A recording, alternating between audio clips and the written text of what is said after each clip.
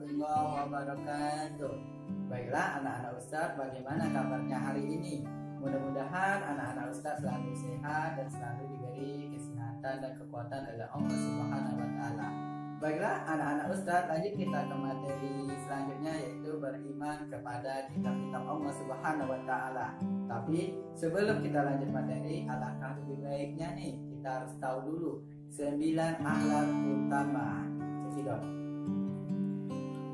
9 akhlak utama: jujur, disiplin, tanggung jawab, bersih, peduli, bersaudara, santun, kreatif, semangat. Baiklah anak-anak Ustadz, itulah tadi 9 akhlak utama. Baiklah anak-anak Ustadz kelas 5, sebelum kita masuk materi ini, alangkah lebih baik kita harus tahu dulu apa tujuan pembelajaran kita. Tujuan pembelajaran kita yang pertama yaitu meyakini adanya kebenaran kitab-kitab Allah Subhanahu wa Ta'ala. Yang kedua, menampilkan perilaku yang mencerminkan beriman kepada kitab-kitab Allah Subhanahu wa Ta'ala. Yang ketiga, memahami pengertian beriman kepada kitab-kitab Allah Subhanahu wa Ta'ala. Dan yang keempat, mengetahui macam-macam kitab Allah Subhanahu wa Ta'ala. Poin selanjutnya yaitu isi materi dari pembelajaran iman kepada kitab-kitab Allah Subhanahu wa Ta'ala. Isi materinya adalah yang pertama itu pengertian kitab Allah Subhanahu wa Ta'ala. Yang kedua, nama-nama kitab Allah dan nabi atau rasul yang menerimanya. Masuk kita poin yang pertama yaitu pengertian kitab Allah Subhanahu wa Ta'ala. Kitab Allah Subhanahu wa Ta'ala adalah kitab yang diwahyukan melalui malaikat Jibril untuk disampaikan kepada para rasul. Nanti para rasul tersebut bertugas untuk menyampaikan ajaran kitab suci kepada umat manusia. Kitab Allah ini berisikan petunjuk, baik berupa kewajiban-kewajiban maupun larangan-larangan yang harus kita patuhi. Setelah kita membahas poin pertama, yaitu pengertian kitab-kitab Allah Subhanahu wa Ta'ala, lanjut kita poin yang kedua, yaitu nama-nama kitab Allah dan nabi atau rasul yang menerimanya. Oke. Poin pertama itu adalah kitab Taurat. Kitab Taurat adalah wahyu Allah yang disampaikan kepada Nabi Musa alaihissalam. Beliau menerimanya ketika sedang bermunajat di Bukit Tursina, atau lebih tepatnya di Gunung Sinai. Taurat dalam bahasa Ibrani sebenarnya itu artinya undang-undang, bisa juga syariat ataupun peraturan.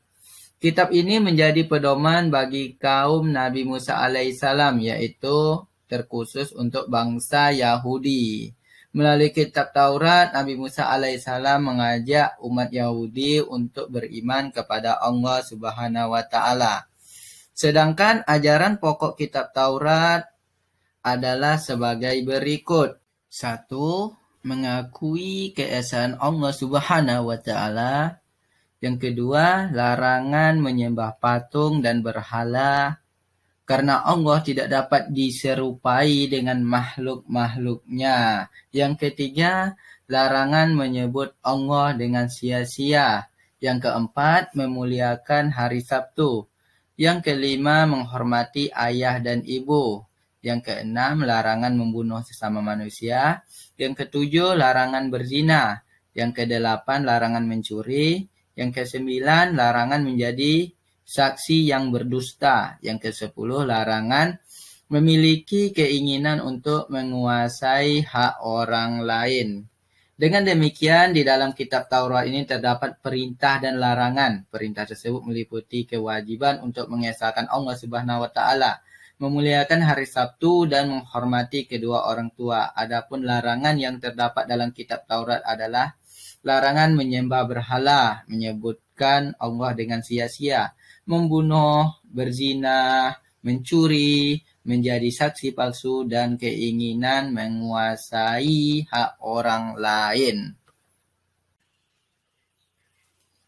Itulah tadi ajaran-ajaran pokok yang ada di kitab Taurat. Nah, anak-anak Ustadz, lanjut kita kitab yang Kitab Zabur. Kitab Zabur diwahyukan Allah kepada Nabi Daud alaihissalam. Dalam bahasa Ibrani, Zabur itu disamakan dengan istilah yang artinya lagu, musik, ataupun pujian. Kitab Zabur ini menjadi pedoman bagi umat Nabi Daud alaihissalam, yaitu Bani Israel, agar mereka menyembah Allah dan mengikuti ajaran yang dibawa dan disampaikan oleh Nabi Daud alaihissalam. Isi kitab Zabur antara lain sebagai berikut. Yang pertama adalah doa dan zikir. Yang kedua, nasihat, hikmah, dan pedoman berbuat kebajikan. Dan yang ketiga adalah ajaran kebenaran. Baiklah, anak-anak Ustadz, masuk ke poin ketiga, yaitu kitab Injil. Tadi sudah kita bahas kitab Zabur, nah sekarang adalah kitab Injil. Kitab Injil adalah wahyu Allah yang diturunkan kepada Nabi Isa alaihissalam, yang diutus oleh Allah Subhanahu wa Ta'ala kepada kaum Yahudi untuk meneruskan ajaran yang dibawa oleh Nabi Musa alaihissalam dan Nabi Daud alaihissalam. Kitab Injil ini bertujuan untuk menyempurnakan kitab Taurat. Namun, dalam perkembangannya umat Yahudi tetap memegangi kitab Taurat dan tidak menerima kitab Injil yang dibawa oleh Nabi Isa tersebut. Namun, umat yang mengikuti ajaran-ajaran Nabi Isa sebagaimana yang terkandung di dalam kitab Injil dinamakan dengan Nasrani. Nah, yang terakhir apa, Nak? Yang terakhir adalah kitab suci Al-Quran. Kitab suci terakhir yang diwahyukan Allah adalah kitab suci Al-Quran. Kitab ini diwahyukan kepada Nabi yang terakhir. Siapa, Nak, Nabi kita yang terakhir? Yaitu Nabi Muhammad SAW. Kitab Al-Quran menjadi pedoman bagi umat Islam. Al-Quran diwahyukan oleh Allah melalui malaikat Jibril. Turunnya wahyu Al-Quran tidak sekaligus, tetapi secara mutawatir atau secara berangsur-angsur. Itu lamanya lebih kurang 23 tahun, Nak. Nah, kandungan pokok kitab suci Al-Quran yaitu Tauhid. Yang pertama adalah Tauhid.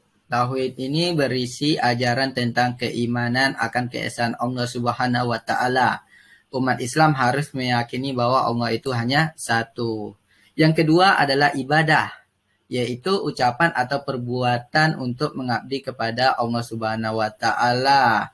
Ibadah yang sifatnya wajib antara lain seperti sholat, zakat, puasa, dan haji bagi yang mampu.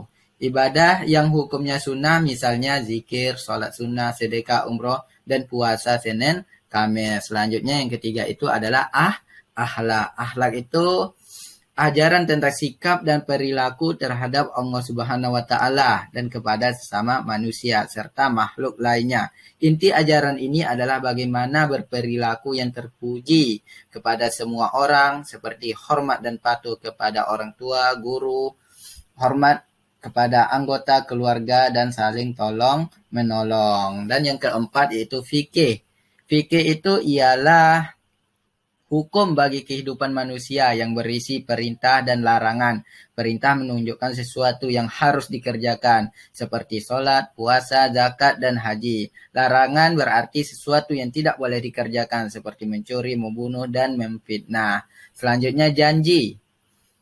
Janji dan ancaman. Janji dan ancaman yaitu janji pahala dan kenikmatan bagi mereka yang iman dan takwa kepada Allah Subhanahu wa Ta'ala, serta ancaman yang berupa siksaan di neraka bagi mereka yang mengingkari ajaran Allah Subhanahu wa Ta'ala.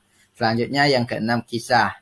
Kisah itu yaitu cerita atau sejarah kejadian di masa lampau seperti kisah para nabi, kisah para raja, orang-orang soleh, dan kisah umat atau kaum terdahulu.